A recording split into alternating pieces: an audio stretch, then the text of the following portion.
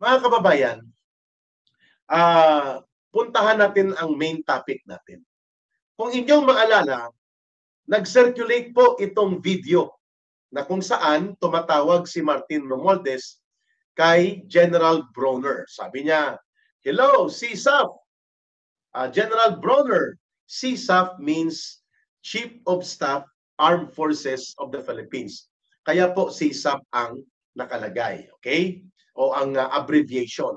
"Hello, CSAF, General Bronner, si Speaker Romualdez ito. Kasama ko dito ngayon si Saldico, si Manix Dalipi, at mga iba pang mga member ng BICAM. Lusot na ang aming ibinigay sa inyo na karagdagang 200 pesos per day na Daily Subsistence Allowance or SA para sa mga sundalo. Believe ka na sa akin, believe ka na sa amin, General Bronner." Di nagpasalamat din si Bronner, no? Kulukoy din. Judith Colison. Hi, Ma'am Judith. Thank you for your support sa pagpapakulay. Deeply appreciated ko rin po. Kayo ni Ma'am Joycelyn Gisando. Okay. Sir, napanood ko yan ka Eric, sabi ni Sir Nan. Yeah. Tapos, yung SA po, ito yung daily allowance ng bawat sundalo. Air Force, Marines, Navy, Army. Ang mga pulis, mayroon din pong tawag dyan na daily allowance support. Ito po ay 4,500 pesos per month ang total. Dati, ngayon ay 10,500 pesos. Dahil nadagdagan ng 200 pesos per day, so naging 10,500 pesos per month. So nagpasalamat, no? Tuwang-tuwa si General Bronner. At may ganong dialogue din si Saldico kay General Palafox sa Southern Luzon Command. Sabi niya, "General, si Congressman Saldito, naalala mo pa yung pinag-usapan natin sa Misibis? Misibis Bay po, ito yung resort na pinagmamayarian ni Saldico, no? At ito po ay nagpapakita na niloloko at pinapaikot ni Saldico at Romualdez ang mga pamunuan ng Armed Forces of the Philippines. At tuwang-tuwa naman po sila. Sapagkat bagamat in-increase at hindi naman pera ni Romualdez at ni Saldico at ni Marcos yon ang daily subsistence allowance ng Armed Forces of the Philippines, subalit tinanggal naman po, take note, ang 18 billion pesos. 18 billion pesos na para sana po sa pag-modernize ng Armed Forces of the Philippines. Sa panahon po ni Pangulong Rodrigo Duterte, tuloy-tuloy yan every year. Hindi bumababa sa 18 billion hanggang 20 billion pesos po ang nakatalaga na allocation para tuloy-tuloy na mag-modernize, ma-equip at ma-upgrade ang technical and technological capabilities ng ating sandatahang lakas.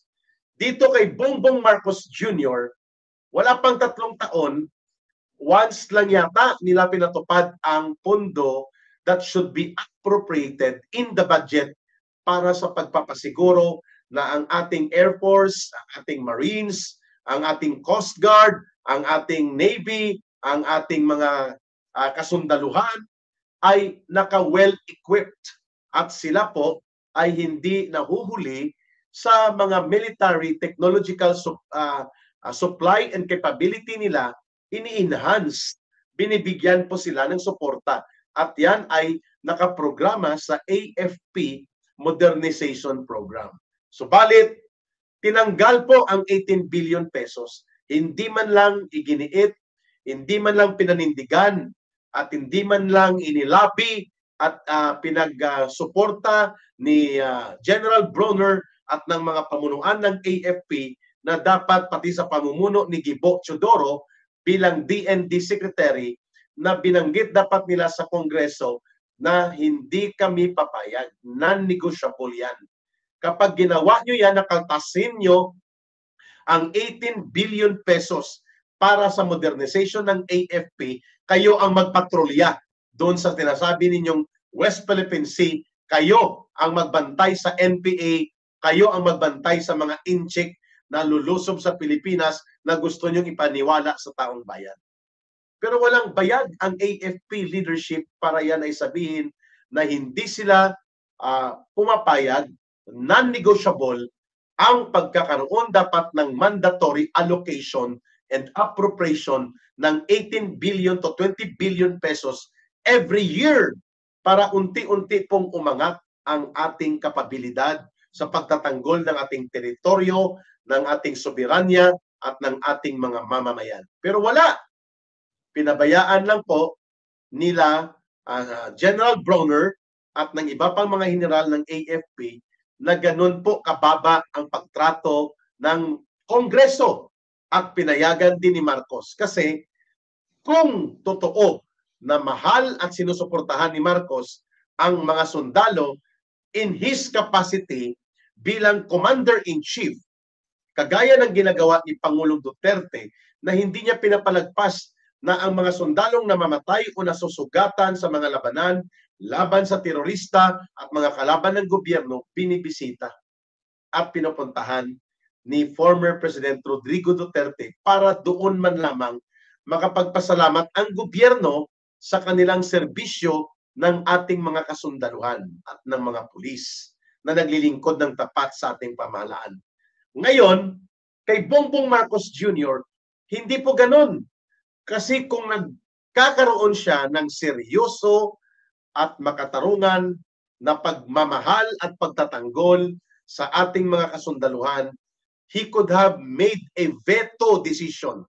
Pag sinabing veto, i-override niya ang budget insertion o budget realignment and then ibabalik niya ang 19 billion pesos para po sana sa pundo ng AFP modernization. Pero bakit hindi po ito ginawa ni Bongbong Marcos Jr.?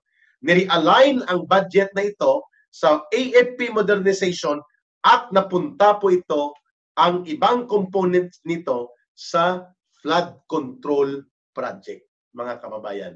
So ano po ang gustong ipakita dito nila Romualdez? Na madali nilang lokohin Cyrus Pamunan. Kawawa ang mga ordinaryong sundalo. Ginagamit lamang sila at pinagkakakitaan ng kanilang mga opisyal. Agree ako dyan sa binabanggit ni Cyrus Pamunan.